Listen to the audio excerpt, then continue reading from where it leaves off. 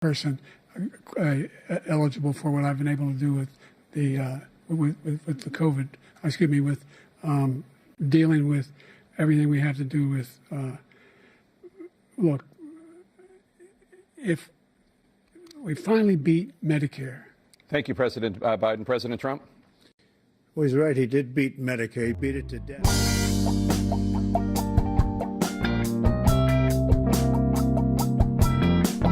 My name is Joe Biden. I love ice cream.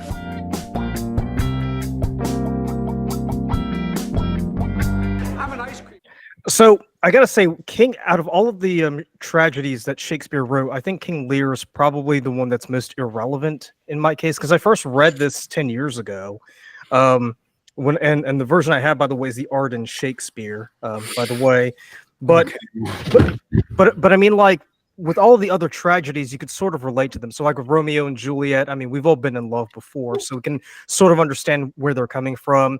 Othello, I mean, we can understand the issue of racism. With Hamlet, some of us, and jealousy, and jealousy. And I was going to say with Hamlet, I mean, especially these days, I mean, I think we can all empathize with people who have come from broken homes. But Lear is such a very peculiar tragedy because when I first read it, I just thought to myself, there's nothing about this play that speaks to me. But but like I said, I first read this in 2014, and I was much younger back then. And what I find so interesting is as 10 years have passed, as I've, seen the people that I've known sort of kind of grow old and they kind of begin to go a little bit, loopy, I guess is like the polite way of saying it. And as we've, as we've seen politicians come and go, particularly a certain Joseph Robinette Biden, I've begun to reread Lear in a different light, and now it's not so much that he's this this stupid old man who decided to just divide his kingdom between a bunch of sycophants. It's certainly a man who has kind of put himself in a position where there really is no good way out, and when I kind of position it that way, he becomes a bit more of a sympathetic character because we've all been in situations where there really is no, good way out. It's that proverbial, stuck between a rock and a hard place. Mm-hmm. What I'll also say too is that as I was reading King Lear, obviously I'm reading this in context of the elections that are coming up. And by the way, early voting started 2 days ago here in the U.S. So yeah. That's interesting. But I was going to say, like, when I was reading King Lear, Lear is he's the antithesis of what we discussed in Julius Caesar last time, because remember when we were talking about Mark Antony and Brutus and Cassius, whatever you think of them, these are consummate politicians. These are men who understand and know what the people want, even if the people don't know what they want, and they work and manipulate them in such a way that they can get them to do what they want. Case in point, remember when we talked about the Mark Antony's speech with Friends, Romans, Countrymen. I mean, we went over the fact that Antony certainly kind of goes in and undermines Brutus's credibility by always punctuating each sentence with "and Brutus is an honorable man," kind of taking a dig at him to the point where the crowd just goes crazy and they start going after anybody who's affiliated with the conspirators. Here, when I look at Lear from the very beginning, he's a politician, but he's a peculiar kind of politician. He doesn't really know what he wants. Case in point, I mean, he's always looking for approval. He's not really confident in himself, even though he is sitting at the top of the hill as king. So what I find so strange about Lear is that this is a man who has been granted absolute power, and yet he just seems pretty helpless, really. I mean, he starts off by saying, well, I'll divide my kingdom and give it to whoever says they love me the most. I mean, where haven't we heard that before, right? So when you look at plays like Julius Caesar and King Lear, you can almost say that they're looking at the politician in two different angles. One is the consummate player who's playing to the gallery and knows how to manipulate the crowd, whereas Lear is the politician who is, rather than being the manipulator, is the manipulated. Is that sort of the same idea that you were kind of getting from here? Yes, yes and no. I kind of wonder what was in Shakespeare's head when he wrote this, because it's I mean, there was another play which was written by Robert Greene, he of the upstart crow quote. Was it based on the same legend of Lear? I think the play itself is lost, so we don't know. It's only, as far as I know, it's only mentioned. So, of course, we all know that Shakespeare was the greatest plagiarist of all time. So, did he take Robert Greene's play and rewrite it and turn it into a masterpiece? This is a common theme that runs through Shakespeare.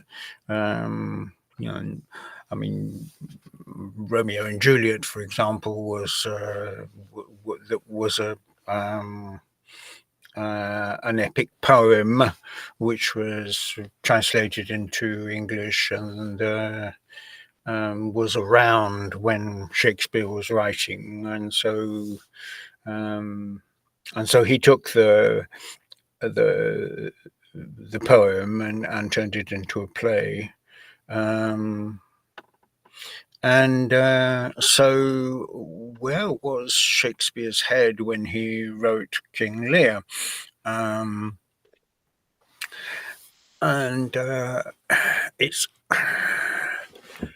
It's almost like a sort of stream of consciousness that he started out with this scenario and then just let his mind go, basically sort of improvising as he went. Because with the other plays there was sort of an agenda, because like with Richard II and the Henry plays, they were pretty much trying to, to use a modern parlance, kind of go back to the glory days of England, right? I mean, I agree with you. I mean, I read Lear and I was like, I really don't understand where he's coming from, because all the plays that he's written, you could sort of figure out where his mind was, but here it's you really don't. This is one of those plays that came out of left field, as we would say here in the States. It's not like it's not like he was writing for a particular person or a particular audience. Well, yes, I mean, it's a fairly late play, so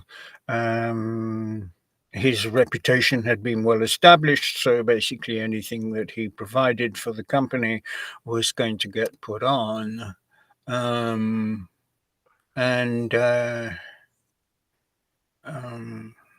So yes, to a certain extent, I agree with you. Like, where did this come from?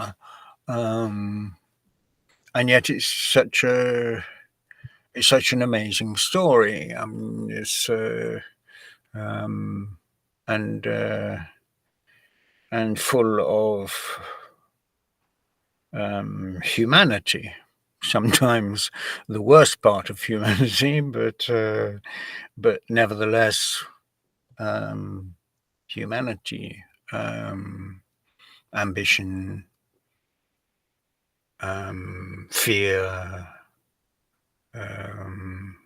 envy, and jealousy. They're not the same thing.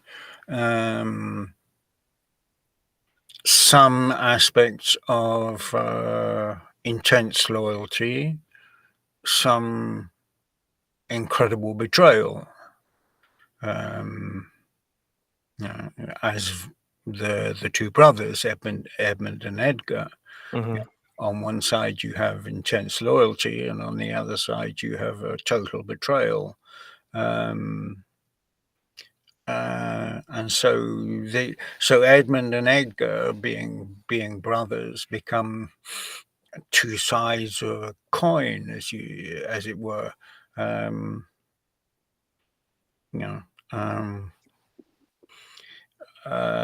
and extreme examples of both.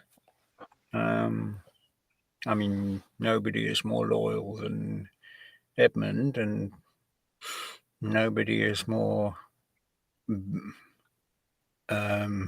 traitorous than Edgar, even down to his own father, who has put his trust in him implicitly. Hmm. So, all I mean, I suppose it's a bit of a cliche, but one could say that with Lear, all human life is there. Right. Every aspect of human emotions on display, as it were. Yeah, yes.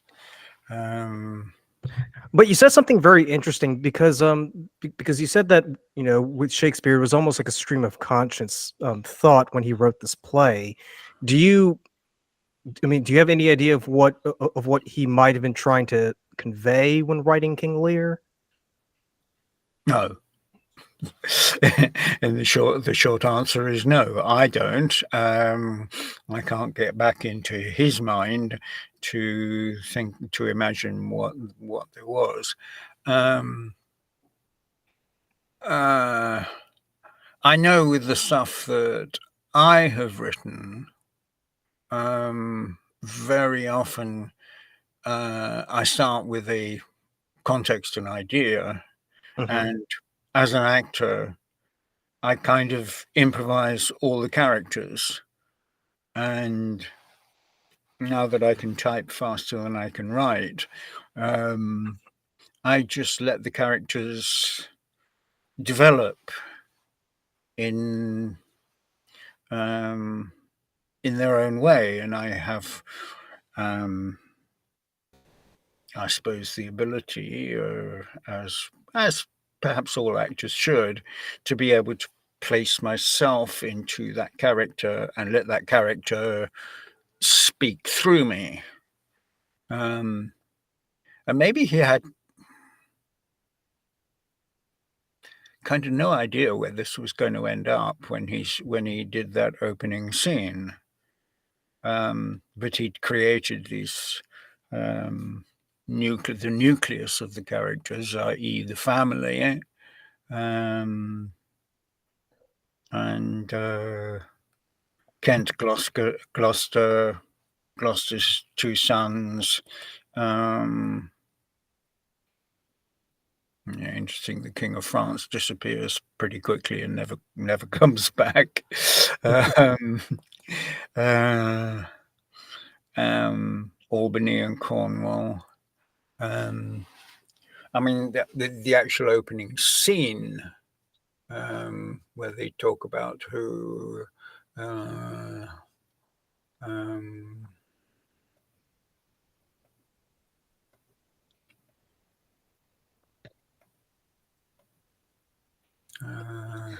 See, Kent and Gloucester talk about who Lear likes better, Albany or Cornwall. And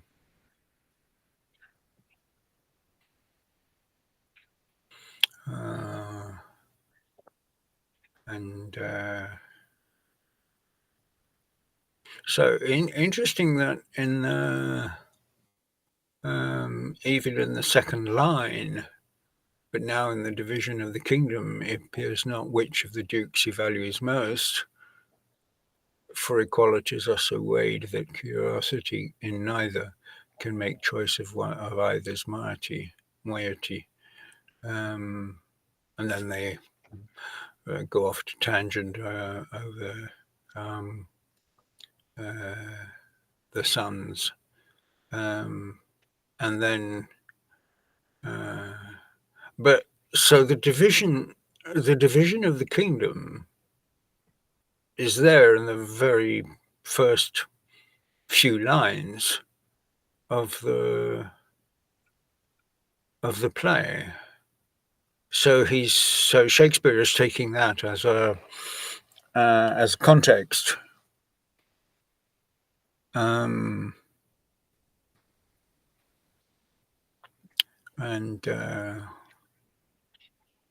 then there's the speech from Goneril, and then there's the speech from Regan. There's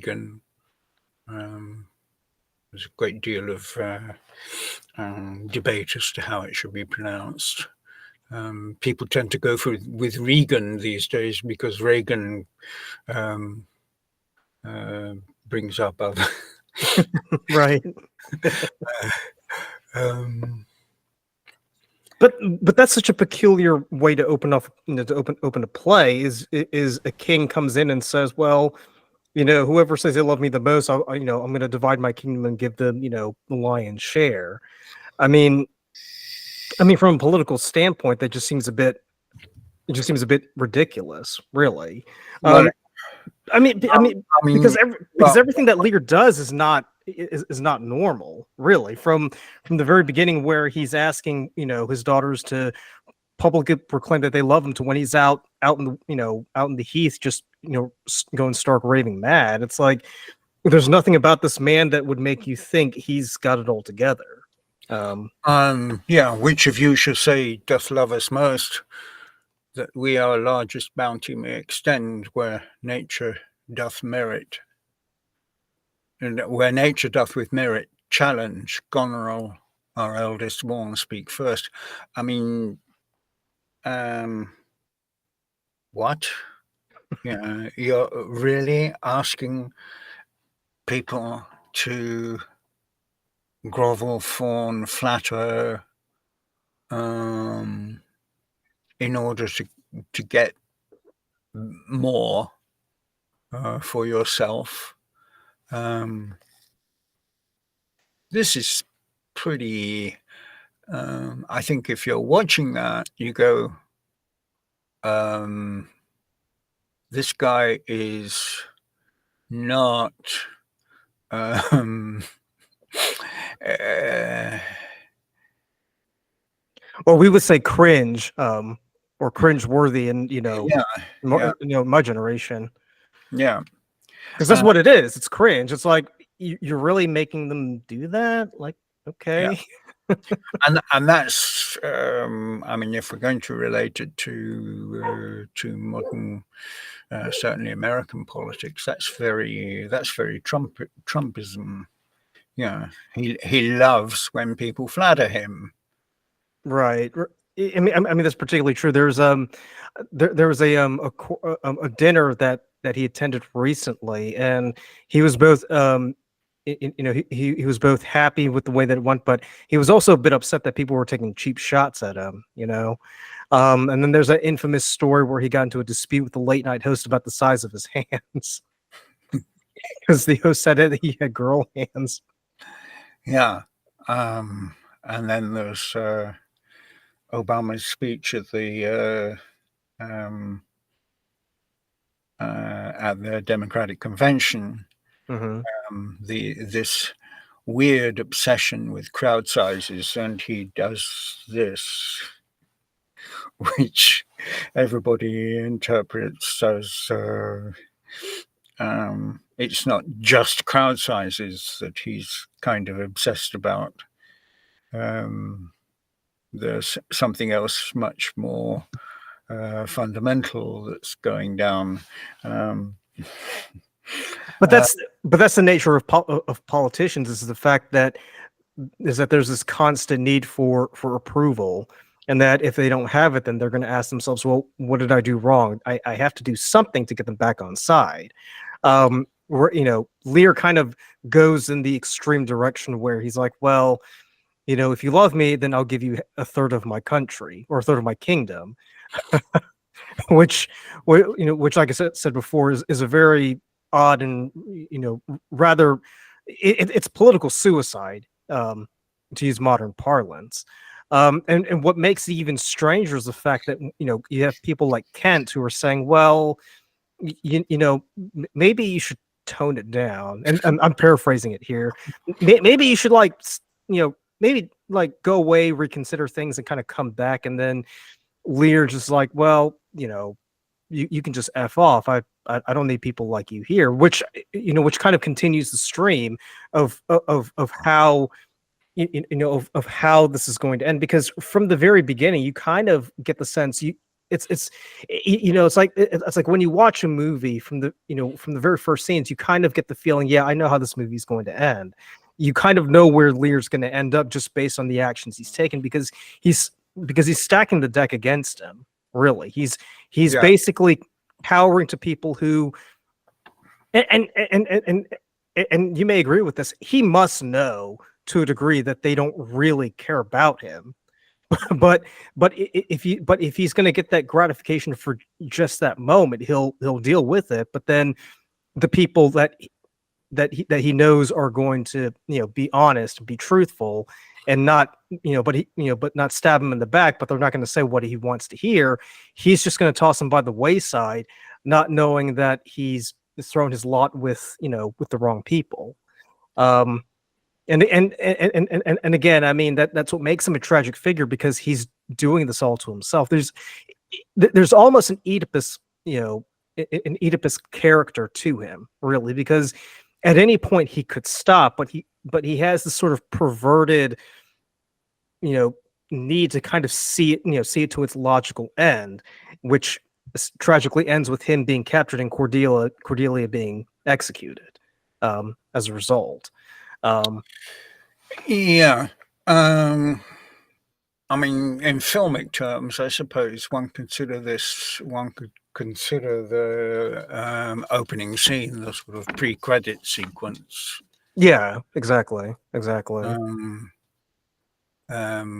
Where, but unlike the pre-credit sequences, you kind of have more information about where this is, about what's actually happening.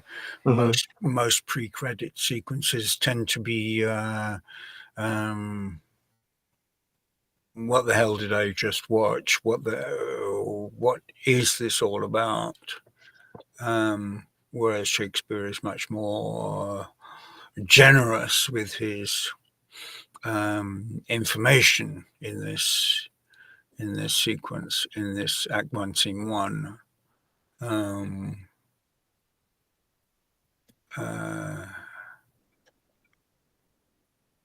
But it's just so but the characters, they kind of in a sense, they kind of play their hand. They kind of show you what they're going to do, and even when you do have an idea of how it's going to end, you're still surprised by it at the end, because there's just so much that's going on that you kind of feel like you know how it's going to end, but it didn't go the way that you sort of expected it would go. You know what I mean?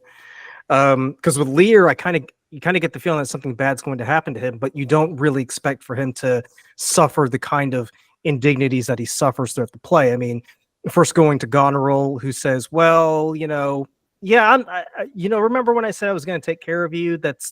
I kind of lied. Maybe you should go to Regan. And then Regan basically, screws him over, and then he's left wandering around the countryside, like a raving madman, until he runs into Cordelia, who tries to help him out, and then it all just goes south as a result.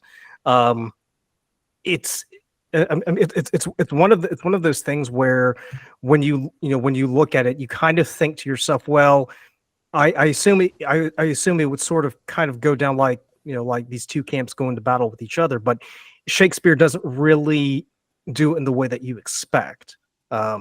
Which I find is quite ingenious, because because the way he executes it, it makes you think he sort of knows what we're thinking, where we want him to take the story, but he's not going to do that. You know what I mean? Which I think a lot of modern filmmakers can kind of learn from him, really. Yeah.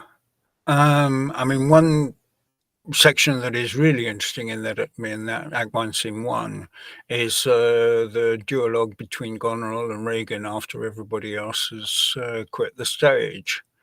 And there's some really interesting indications as to where they are going to develop. 'Tis the infirmity of his age. The best and soundest of his time hath been but rash. Then we must look to receive from his age not alone the imperfections of long ingraft condition, but therewithal the unruly waywardness that infirm and choleric years bring with them.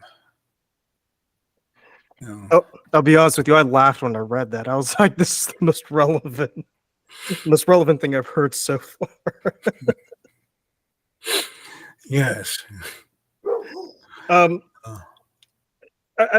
mean, but another thing too, because because you kind of get the sense that, you kind of get this. Well, it's not really the sense. It's, that everybody is after their own agenda, because Regan and Goneril, they're off doing their own thing. I think, is it Edgar who's the bastard, and Edmund is okay. Hang on. Go back to. I always get them confused too. Because later on, Edmund is the bastard. Edmund's the bastard. Okay. Yes. Edgar's a good guy. Because there's a scene later on where Edgar is helping Gloucester after Gloucester has his eyes poked out, and I shouldn't really laugh at it, but I do find it rather amusing where Gloucester, asks him to basically help him commit suicide, and he kind of tricks him, and then he says, "Oh, well, guess what? You survived." And I was like, that's a pretty cheeky move on this part. That's a little bit of black humor, thrown in there in an already kind of dark storyline. Yeah, and there are other moments of humor, but it's all very black humor, really. Like, oh yes, it's not festive. Now, I do want to circle to a particular speech that you really, really enjoy from Lear, because with this series on Shakespeare, I like to take a look at one particular speech from a play and kind of go over that in detail. And the one that you picked was the abuse that Kent gives to Oswald in Act 2, Scene 2. And can I just say, I think Oswald perfectly embodies every government official, civil servant who thinks they're above the law, even though they're meant to enforce the law, and they kind of punch above their weight. And what happens to him at the end is very, very, gratifying, to say the least. Yeah. Trying to think if one can actually come up with an Oswald of modern times. He sort of reminds me of Sir Humphrey from Yes Minister, if he was even nastier than could possibly be. There's this one episode of Yes Minister where Yes Prime Minister, where where Hacker takes away his key to number 10, and Humphrey's just so desperate to try to get back in, like he's literally crawling on the windowsill trying to get in, and he gives this very long, eloquent speech about the injustice of his inability to get in, and Hacker just says, "Oh, so you lost your key then?" That's who Oswald sort of reminds me of. He's like, if Sir Humphrey was like 100 times more despicable than he actually is, then that's Oswald for you right there. Yeah. Yes. Well, I mean, if we go into the yes minister and yes prime minister. What was so brilliant about the writing was that the basic premise is that ministers come and go, but it's the private secretaries who actually keep the country functioning. Right. Yeah. I think Oswald kind of gets into his head that he's more important than he actually is. Well, I think that's how I read it, because he's like, well, Goneril definitely entrusts me with all these duties. But Goneril just says, "Oh, you're just a functionary. There's nothing special about you." yeah, he's also a bit of a lecherous bastard too. Yeah, yeah, exactly. And it's difficult to know whether it's power or lechery that actually motivates him. But Kent sees right through him on every level. And that speech is I mean, it's such a wonderful, I mean, it's like an aria from an opera. Right. I mean, would you say like this is the most abusive language that Shakespeare ever put in a play? Because this, In a string of words, yes. I can't think of any other string of insults so beautifully strung together. because not even in any of the comedies do you see this much abuse kind of, kind of unloaded onto another human being, which is so remarkable. But why don't you go ahead and take us into this diatribe that Kent lays on poor Oswald, poor lecherous Oswald. Yeah. Like as a performance. Yeah. Okay. And then we can break it down and go over all that stuff. A knave, a rascal, an eater of broken meats, a base, proud, shallow, beggarly, three-suited, 100-pound, filthy, worsted stocking knave, a lily-livered, action-taking, horse and glass-gazing, super-serviceable, finical rogue, one trunk inheriting slave, one that would be a bawd in a way of good service, and art nothing but the composition of a knave, beggar, coward, pander, and the son and heir of a mongrel bitch, one whom I will beat into clamorous whining if thou deny the least syllable of thy addition. What a brazen-faced varlet thou art, to deny thou knowest me! Is it 2 days ago since I beat thee and tripped thy heels before the king? Draw, you rogue, for though it be night, yet the moon shines. I'll make a sop of the moonshine of you. Draw, you whoreson, culinary, barbermonger. Draw! Draw, you rascal.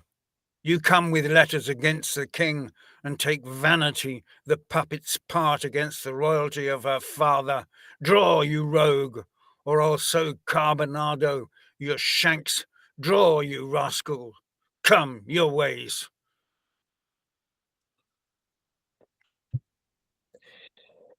I mean, any politician you see in the world today, one of these insults will perfectly suit them.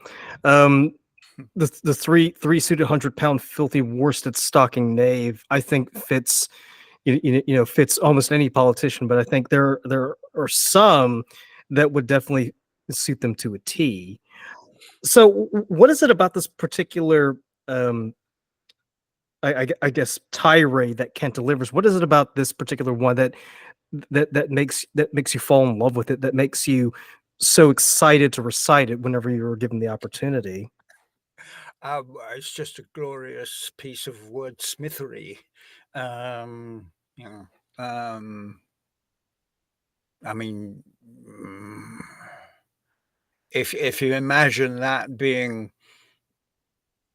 spontaneous and impromptu. It's it's a mastery of language, which is just so ultimately withering. It's just it's verbal evisceration.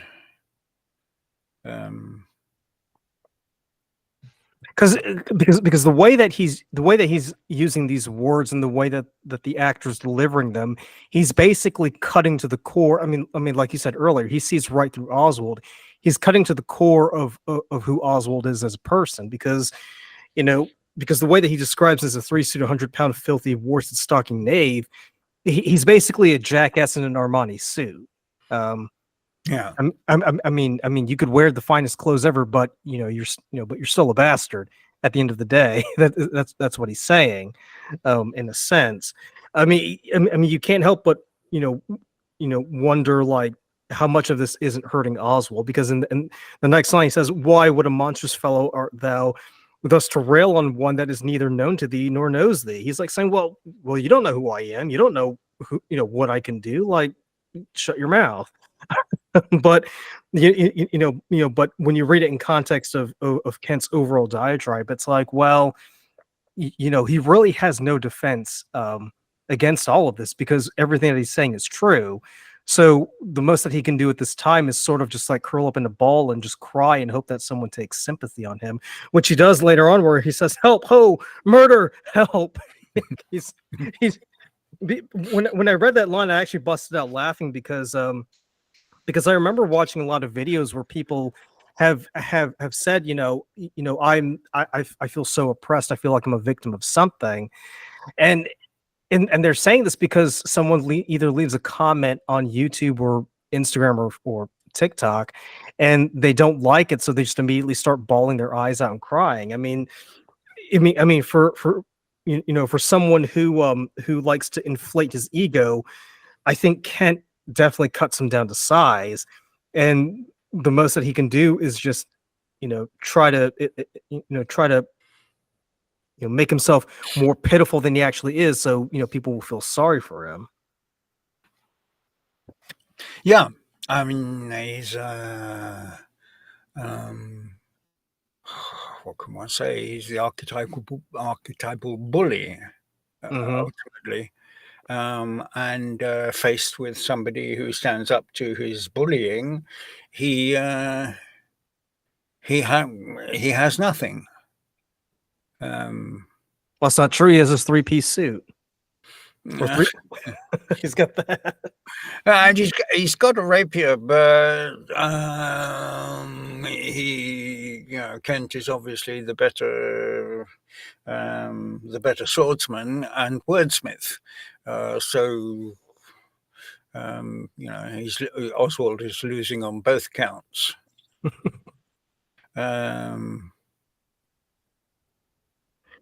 I think it's also quite clear that Oswald doesn't know how to use a sword either. Both in this scene and later on. He's probably not as adept as Kent. I think that would be down to the director and the actors involved when it comes to actually a production. But there's one production that I'm working on from a distance, as Nancy Griffith would put it. This is the one that's in Australia, right? Yeah. Okay. Yeah, what's going on with that? Well, Paul found me. I can't remember how, on Facebook, I think, originally. And he liked what I put up on Facebook, and he asked me if I'd be the text director. And firstly, he asked me to cut the play because he had to cut it down. So I did that. And then he came back to me and said he doesn't have enough people, so we have to cut out some characters or double. How can we double? And I came up with a Excel file, who's in which scene, so you can see instantly how you can double. And it's a semi-professional company. I mean, they are, I think, amateurs, but serious amateurs. I mean, they take what they're doing seriously. And I've been working with some of them on how to handle Shakespeare's verse. Workshops and webinars that I give online, and so he has some very interesting ideas about the staging. One of the things that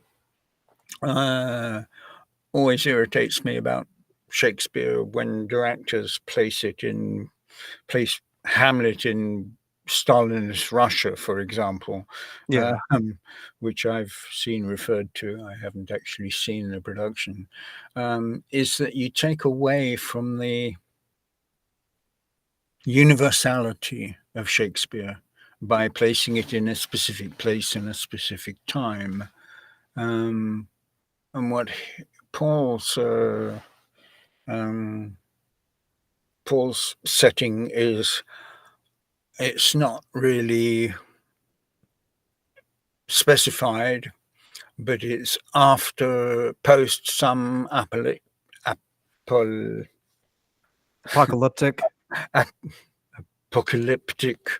So it's a sort of wasteland. Oh, like a Mad Max kind of thing. Yeah, right? Yeah. Well, I mean, there's something weird about Australians and Mad Max. It's like they just seem so married to that vision for some weird reason. Well, I mean, it's it's an area about the size of the USA, with a population about the size of New York. So there's a lot of it, and a lot of it is uninhabited. I think a lot of it is uninhabitable, pretty much, except by the original people who were there, who learnt how to live there.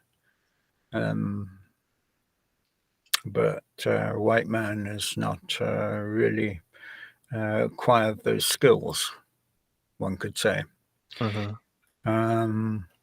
So anyway, so back to Lear.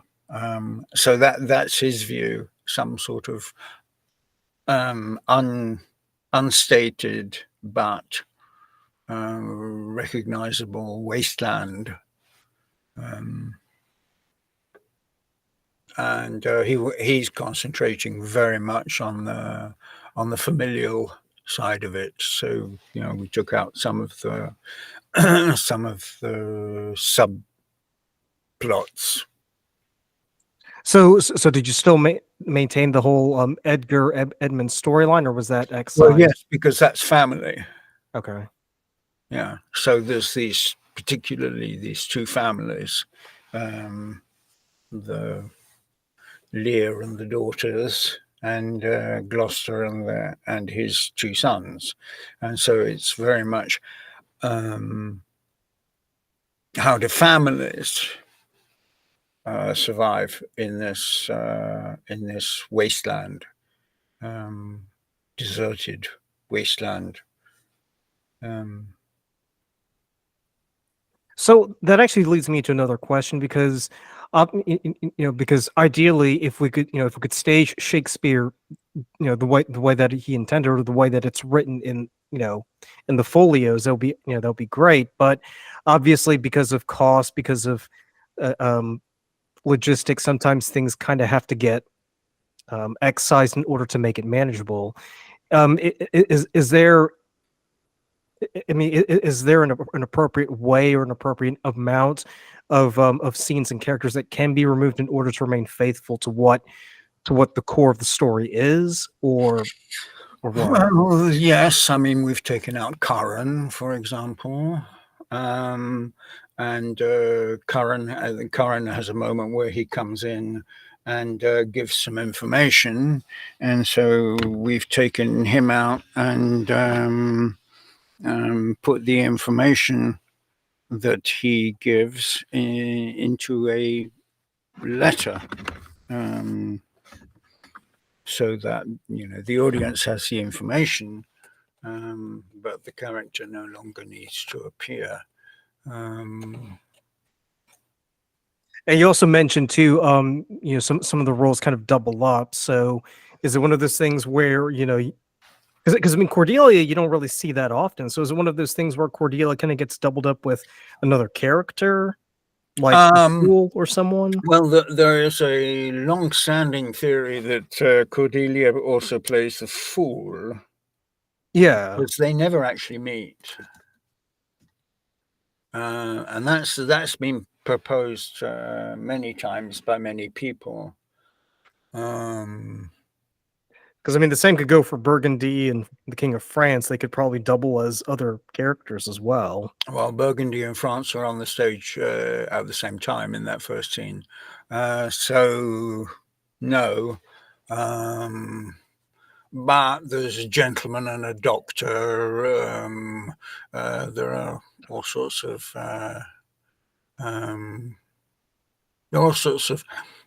kind of secondary characters. Yeah, because most of them are like heralds and soldiers and attendants. Yeah, really, and gentlemen. Yeah, courtiers, basically. Yeah. So yes, I mean, once I did that Excel file, it was interesting, because, of course, obviously the Chamberlain's men, or the King's men, as I think they were by the time Lear was written, didn't have 35, 40 performers on their payroll. They had the 12 shareholders and a number of paid men. So, like any businessmen, they're going to try and reduce the number of paid men to a minimum. And so that means doubling up, double casting, and there's quite a lot. I mean, there's quite a lot of surprises as you think, why do these two people never meet?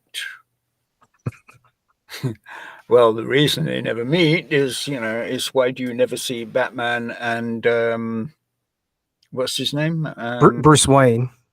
And why do you never see Batman and Bruce Wayne together in the same room? Yeah. So where are you right now with that production? Is it my participation is pretty much over.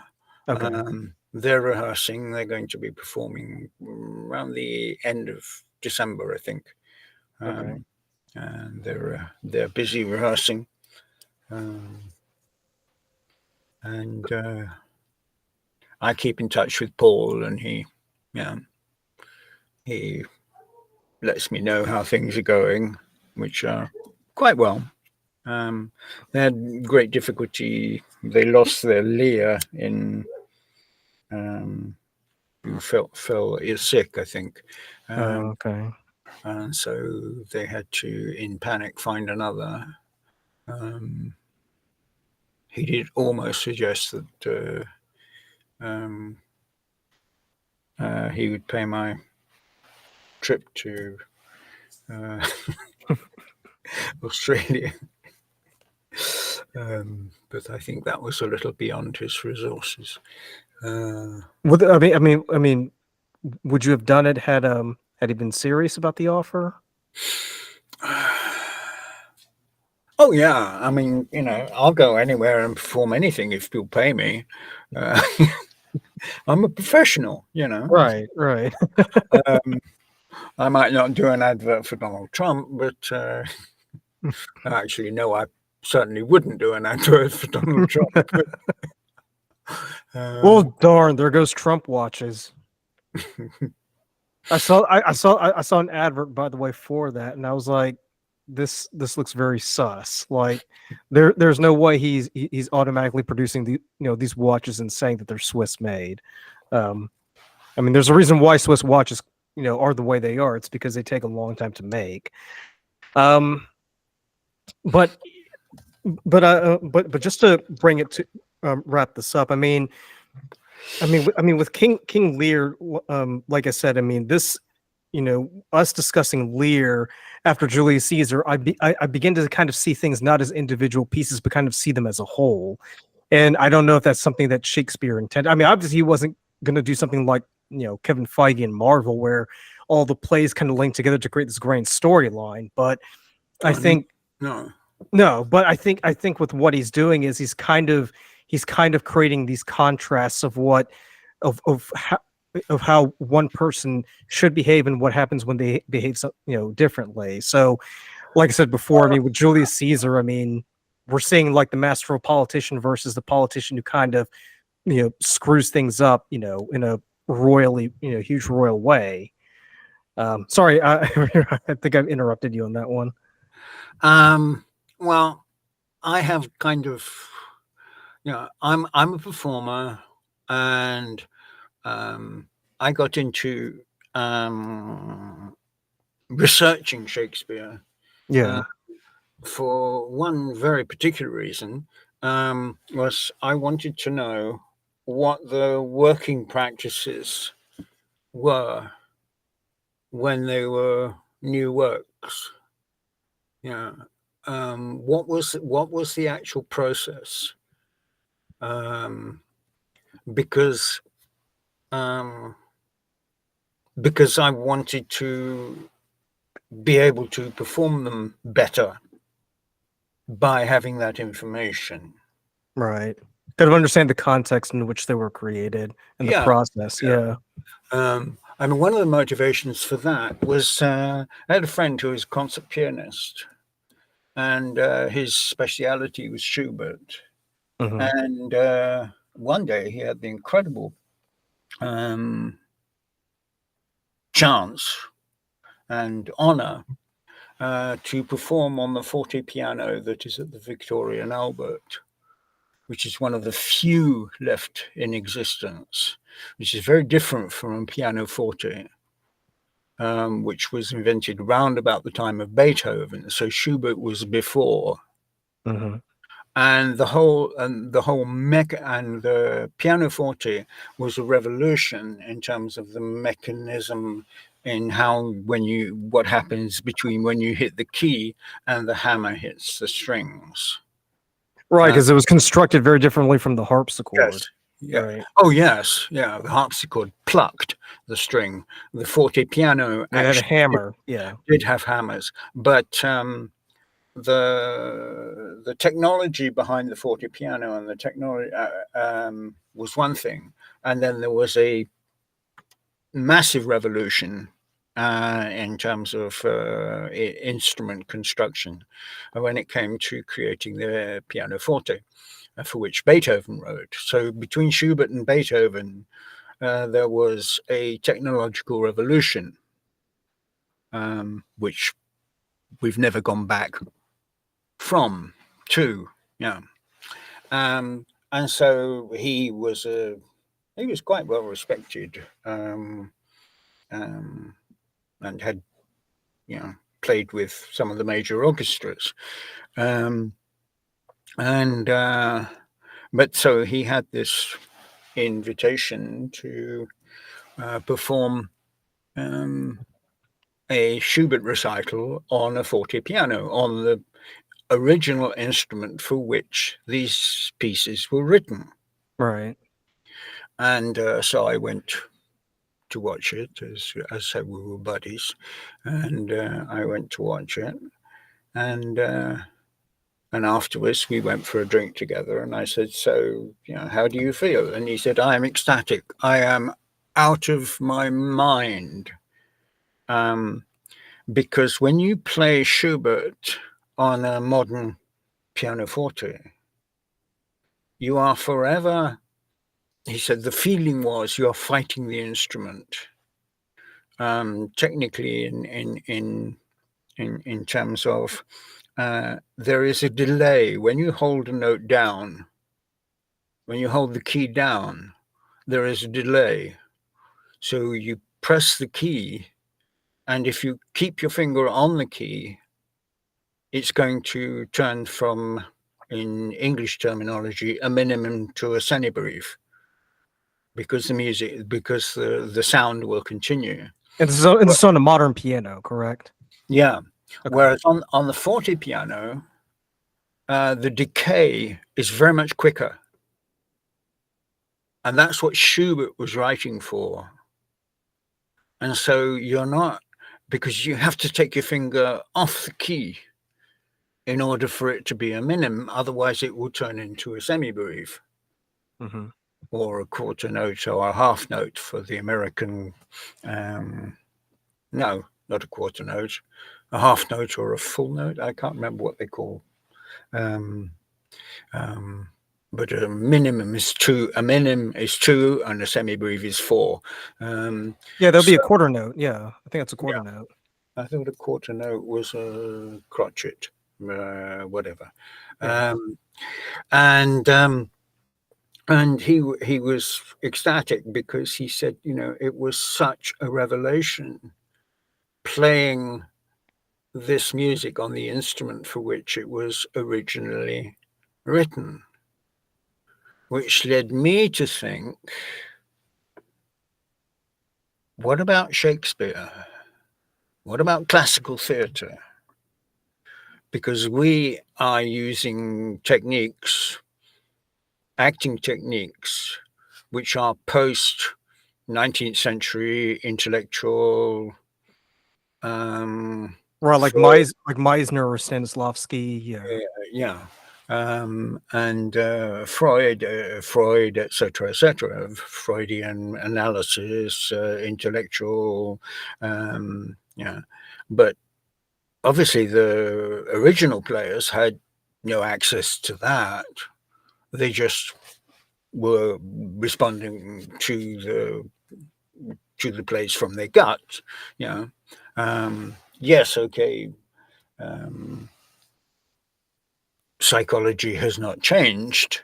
The psychology of human beings has not changed, but the analysis of it certainly has. And so the original players obviously had no access to psychoanalysis or psychology, or and so their approach would have been totally different.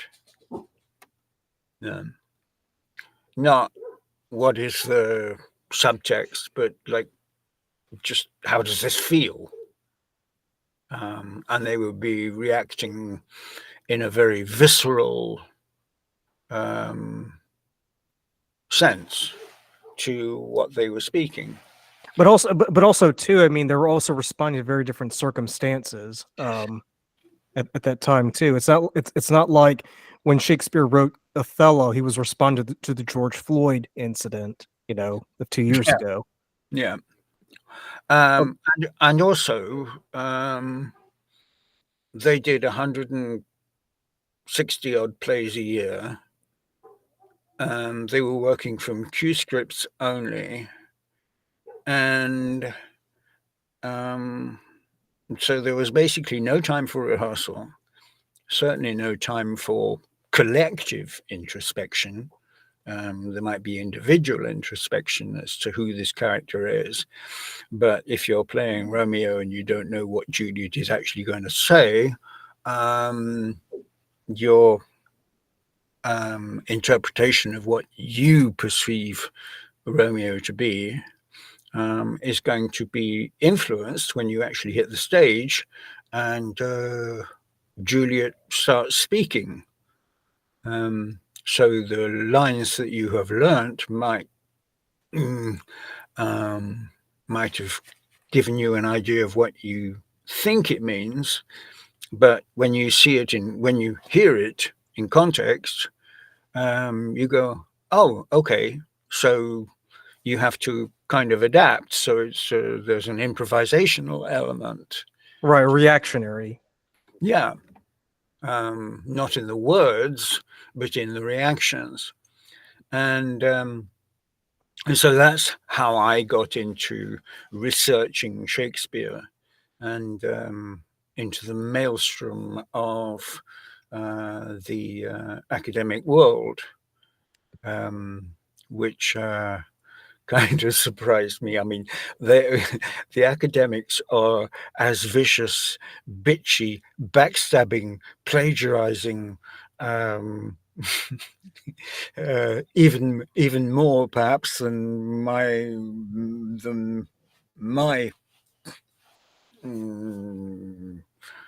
job.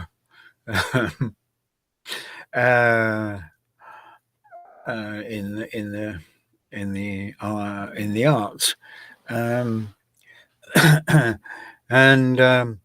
so I have a very different take on things like, what was Shakespeare thinking, meaning, etc., when he wrote this play. I mean, my take on it is that Shakespeare was Hollywood, basically. He gained a certain reputation for providing works that the players could play in a way that thrilled and entertained audiences. So, when Hollywood does a film about Troy, for example, how academically, historically accurate is it? Well, nobody gives a damn. I mean, you could say fuck. I mean, I don't care. But that's a good point because by the time Shakespeare wrote this, he like this was during the Jacobean era, right? So so by that point, Shakespeare writing Lear would be like, a director who is famous for doing like action movies of the of the 90s, deciding, what, maybe I should just do something that's more introspective, a bit more thoughtful, a bit more philosophical. It would sort of be like if Sam Peckinpah decided to do, a movie about a divorced father trying to, or sorry, a widowed father trying to figure out how to raise a child after his wife has died. That because it's completely far left field from what he's known for. Yeah. Because I mean, at that point, Shakespeare's plays are known for being very grandiose, very epic, like what you would see with the Henry plays, or they're very bloody, like what you would see with Titus or Coriolanus or anything like that. So to come up with something like, there's also Taming of the Shrew. There's also exactly. Madness, there's also Love's Labour's Lost. There's there are a lot of plays which are even Hamlet. I mean, it's not. Yeah, they're the equivalent of Hollywood box office hits, basically. Yeah. Right. So Lear, so use that example, I would sort of equate Lear as like an art house, more of like an art house film, something that you wouldn't expect to see from someone who's writing like these big hits from years past. So Colin, I can't thank you enough for taking time out of your day to come on to discuss Lear. I definitely do want to have you back on. Are there any are you going to be doing anything later on this year in terms of Shakespeare related, or are you just going to take some time off and just find yourself? Oh, I'm officially retired, although one of the most interesting plays for me is Measure for Measure, and particularly the character of Angelo, because everybody. I mean, the general consensus of opinion is that he is sort of a Harvey Weinstein type character,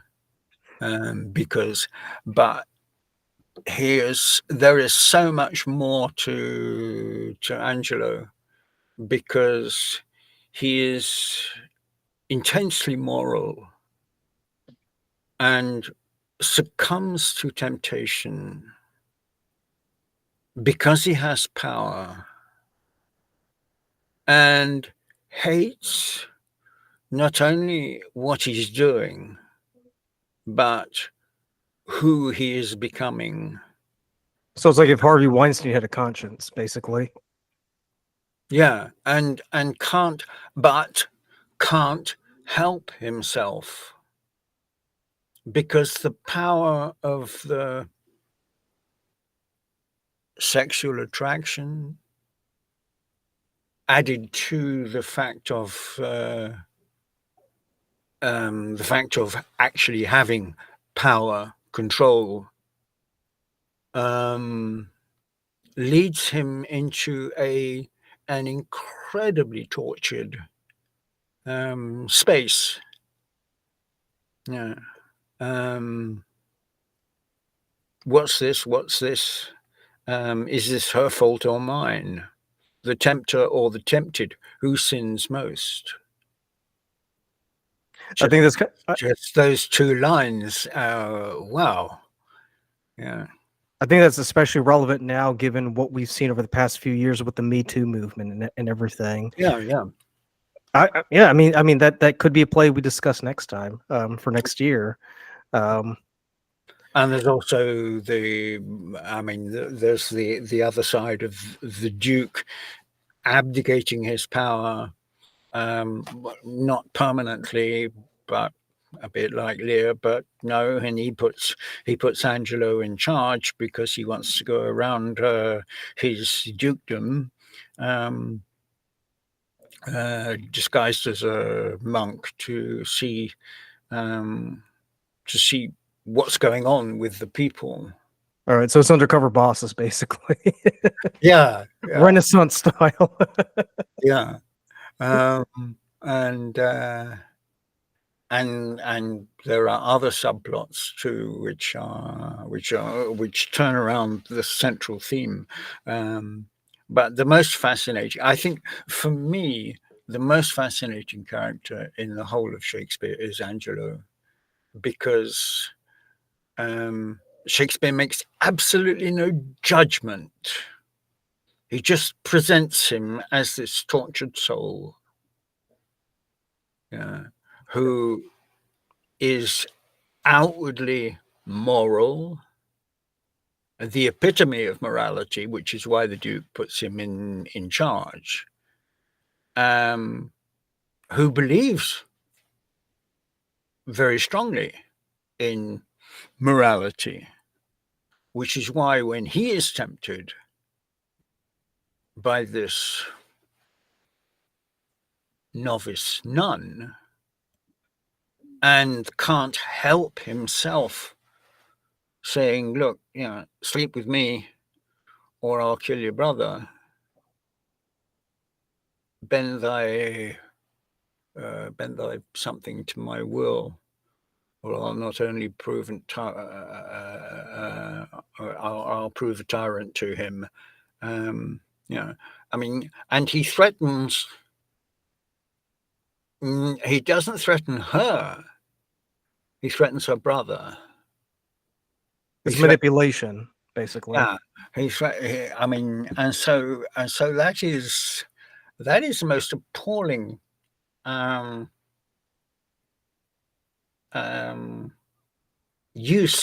abuse of power.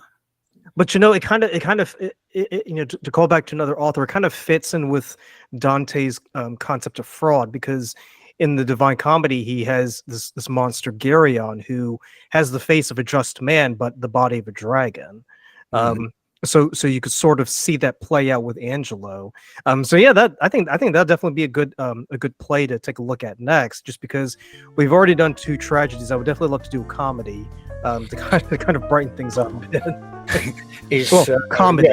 is labeled as a comedy. It's also labeled as one of the problem plays. Right. But yes, one of the I mean, and this is a recurring theme that runs through Shakespeare, is the abuse of power. I mean, you see it in The Winter's Tale. You can see it too in Richard II and Richard III as well. Yeah. And that hasn't changed in 400 years. Yeah. People abusing power. And it's not going to end either. I just think what Shakespeare does is perfectly encapsulated. I think the problem here is not many people are going to listen. Just because they either don't want to be confronted by the truth, or they're just happy to wallow in ignorance because nobody's told them. Yeah. Hold, as it were, the mirror up to nature. Exactly. It's what Shakespeare does in his entire canon. Truer words never spoken by a wise man.